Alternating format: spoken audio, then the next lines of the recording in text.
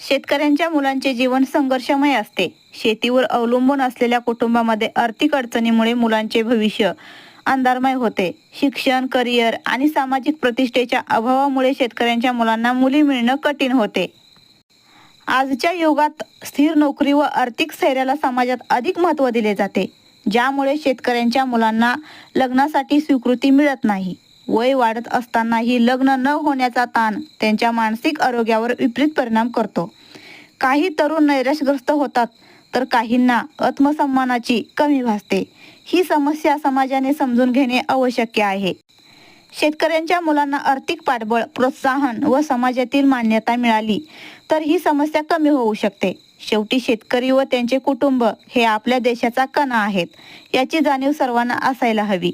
या कथेशी तुम्ही सहमत असाल तर जाताना रामकृष्ण हरी म्हणा. व्हिडिओला लाईक करा, चॅनलला सबस्क्राईब करा. धन्यवाद.